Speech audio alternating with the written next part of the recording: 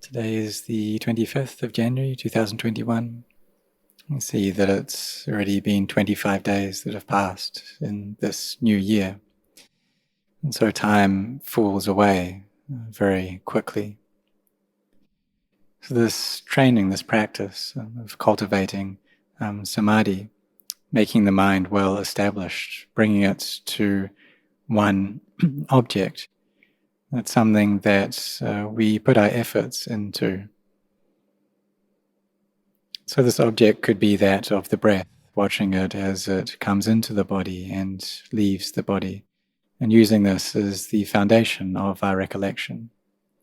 And when we're standing, sitting, walking, or lying down, we have a lot of mindfulness over our activities. So when our mindfulness is well established, and samadhi will become well established following that these two qualities go together.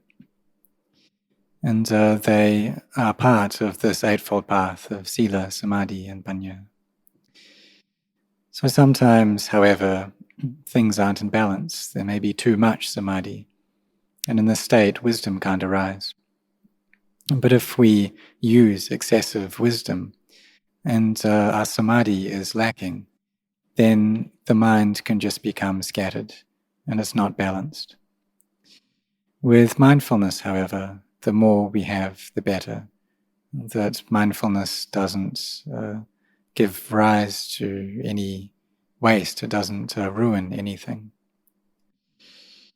And we're also well established within sila, within virtue, and we bring up right view about merit, about skillful things. And we have this as our foundation. And then from that foundation, we engage in this practice.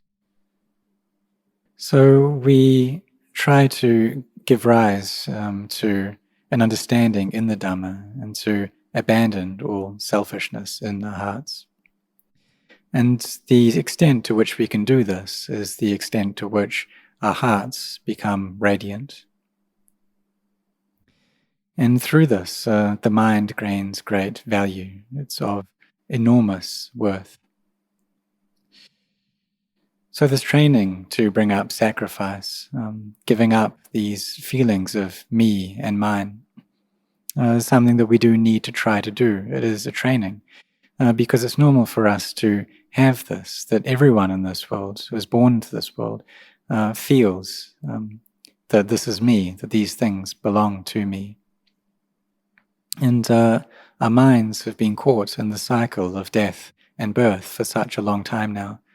We can't count the number of lives that we've had. And then they've come to be born once again. And this is due to the delusion that we have towards forms, towards sounds, tastes, odors, and physical contact.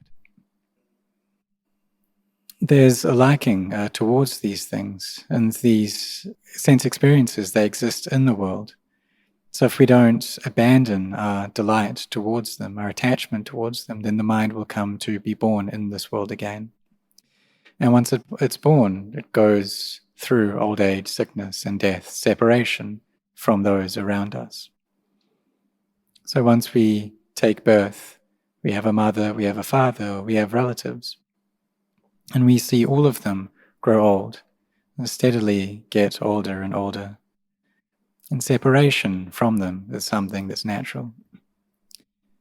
In another 100 years, in the year 2121, that all the people around us will have died. There will be very few people left in the world who are alive now.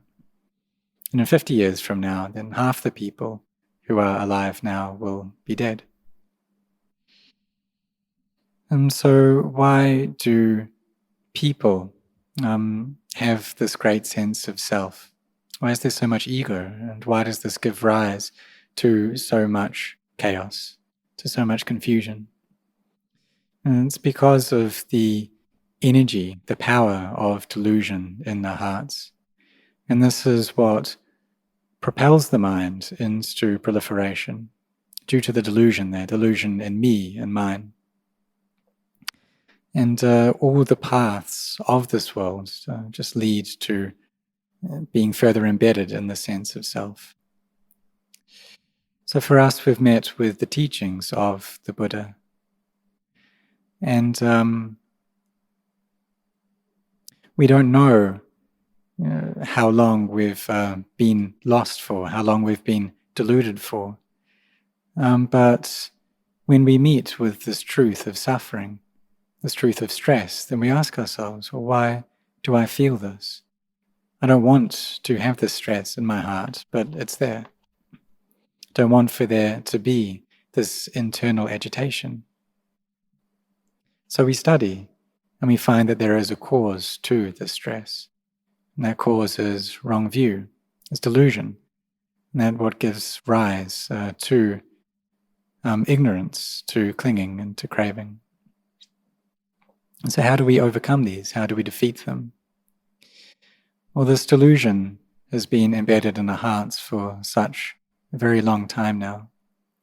And if we don't train, we have no idea how long this delusion will carry on for. It will just go on without stop. But if we do put our efforts into this training, in this life, at the very least, we'll be able to reduce the amount of delusion that we have in our hearts. And this then becomes a cause for the complete destruction of that delusion. But if we really throw our efforts and give it all that we have in this life, then it's not difficult. In the beginning, however, it does feel like it's difficult, but as the years pass by and we spend those years practicing, then the hardships lessen, the amount of internal agitation and chaos reduces. So we do need to bring up our sincerity. We need to focus on this, to carry on without retreat, to put in our efforts constantly. Because we want samadhi, we want wisdom, and we need to train to get these things.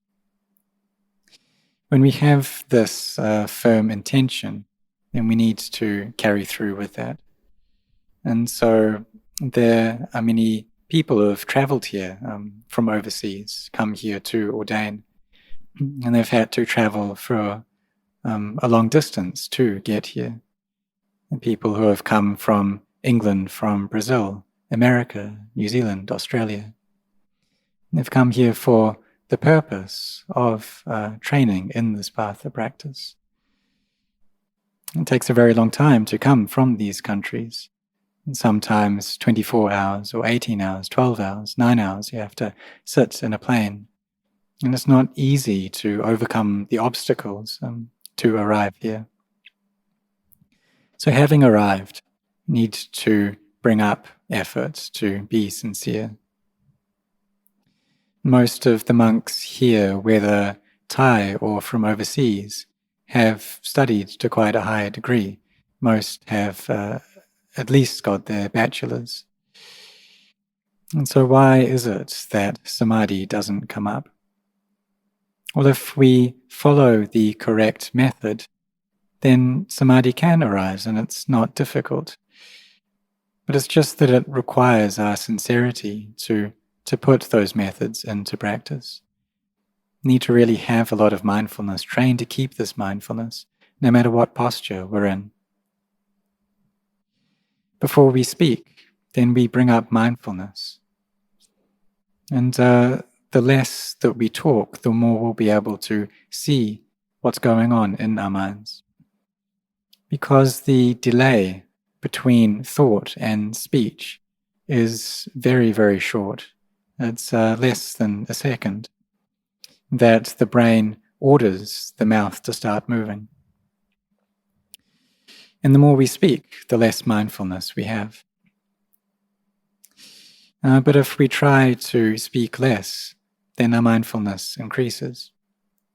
And we're also able to spend that time studying into this nature of not self, that there's no being, there's no me, there's no other. And we can teach ourselves, you can ask ourselves, well, who is the one who is talking? Who is the one who is listening? We see that really there's no person there. And we can train our mindfulness in this way. So when we do establish mindfulness well, then samadhi comes following that. And we see that the one who is speaking isn't really there. The one who is listening isn't there. And wisdom arises. So therefore, we do need to firmly train. We need to bring effort to train these minds in order to gain success. And if we set our hearts on the practice in this way, training our minds in this way, having effort, bringing up caution, restraint, then in the end we will meet with peace. And when there is this peace there, this becomes a cause for knowledge to arise, for wisdom to manifest. So we look into our minds, and sometimes in the mind there are different intentions there. Sometimes there's the intention to harm, to inflict pain. And sometimes there's the intention to indulge in sensuality, thinking that we'll get some happiness from that. But these aren't the middle ways of practice. But if we have mindfulness there, this awareness present in our minds, then we'll see that our thoughts are this way. That if they're going off into liking or disliking, we're able to restrain our speech, to not speak on that, to not act upon it. And this is sila. And then we can see the arising and ceasing of thoughts, and wisdom arises due to this. So in the beginning, there can often not be much peace within the mind, and the mind's always trying to wriggle out of any meditation practice that we put it upon. But as we carry on, then eventually it does settle down. There's an inner coolness, an inner quietude. And the thoughts will stop, and peace will replace those thoughts. And sometimes, suddenly, the mind feels very bright. The body feels very buoyant. But in the beginning, it often doesn't come quite to that degree. Maybe when samadhi starts to arise, the body starts swaying back and forth, or the hairs stand on end, or tears start flowing down our cheeks due to the very deep gratitude that we have. It can be the foot or hands disappear. And this shows that real internal happiness is starting to come, and we see the results of training in meditation. And so we see also alongside that the danger of not being in a state of inner collectedness. We see the benefit of this collectedness, of a mind that's brought to peace, that's still. And seeing both these things, the danger in lack of peace and the benefit of peace, brings up even more intention to do more sitting meditation, more walking meditation, to bring up mindfulness. This happens because of seeing the benefits and seeing the dangers. And from there, we don't need to explain a lot to ourselves about this practice, but rather, whenever we have the time, we'll try to practice. And so just like if there's a field, and there's a buffalo or a cow that will come to the field to eat the crops that are there. And it's just natural that it will be attracted and want to go towards that field. So for us, it's the same. When we're really practicing, if we have the time, the opportunity, then we'll want to do walking meditation. We'll want to do sitting meditation. We try to find the opportunities to do this, to practice a lot. But also, while we're working, we bring up mindfulness so that the mind doesn't get all scattered. And sometimes we may have personal projects or work that we do that bring up happiness, that bring up a sense of a meritorious heart. And these things can help to develop mindfulness to develop samadhi and wisdom. So we bring up our efforts and we carry on without stopping. And when we do this, then the mind will begin to stop. It'll stop thinking. And when there isn't this proliferation, when there aren't these thoughts, and then we'll see into the truth. And what's that truth like? Well, it's actually something that is here already. It's present. It's open. The state of inconstancy, of degeneration, of not self. So why is it that we don't see it? The Dhamma is right here in front of our noses. So why don't we see it? Why doesn't our mind perceive that? And sometimes we can think we can compare this to external and internal light. So if there's no light outside, there's no light in this world, then even though there may be a form present, and our eyes may be working well, the nerves that connect the eye to the brain are functioning, but still we don't see it. Even if that form is just 1 meter away from us, we can't perceive it because of the presence of darkness. There's no light, so we can't see. And if there is light, however, there's a form there, our eyes are functioning well, then we'll be able to see that image. So what about our minds?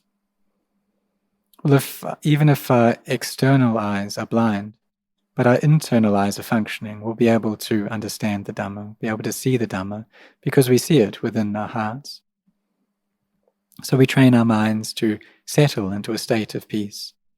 And then from that state of peace, knowledge arises, the jhanas can come up. And even if we close our eyes, then we'll be able to see into that truth. So some people, they ask, well, when you sit in meditation, how can you see anything? That even when you open your eyes, you can't see the truth. So how could you possibly see it when you close your eyes? But when we sit and there's samadhi, the mind's at peace, and we don't need to open our eyes in order to see into the truth. We can sit there with our eyes closed and perceive that. But if the heart is dark, however, then even if we open up our eyes and see different things, then the mind just gets dragged into liking or disliking towards those forms, towards those sounds. And the mind is dark.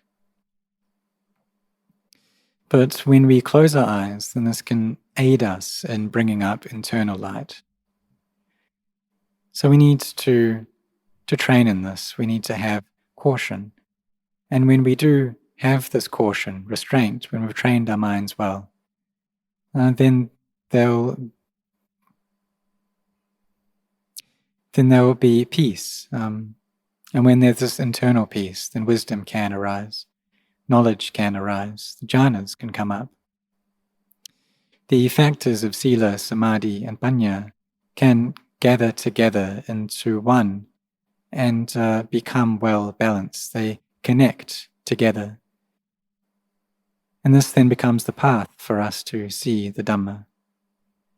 But if they're not mixed well, then we won't be able to perceive that truth. And just like how when we are cooking food, all the ingredients need to come together in a state of harmony. Or like if we're brewing coffee and we don't prepare it well, if we don't mix the ingredients well, then it's not delicious. So for all things, we need to be skilled. We need to have knowledge in how to mix things together. And this is the same, or this is the case for coffee, it's the case for food. And it's also the case for this path of sila, samadhi, and panya. And if they do come together in a harmonious way, then we'll see clearly. Even with our eyes closed, we'll see the Dhamma. We won't have any doubts. We'll perceive this nature of anicca, dukkha, anatta. So everyone should train in this practice. And for the laity as well, to bring up your efforts, to really train. that you have this sense of sacrifice, abandoning the self through this practice of generosity and virtue, giving your support to the Buddha Sasana. I give my anumodana. I rejoice in your efforts of supporting this religion. And we carry on practicing until our minds do gather together into a state of samadhi. And from this wisdom will arise. So may all of you set your hearts on this.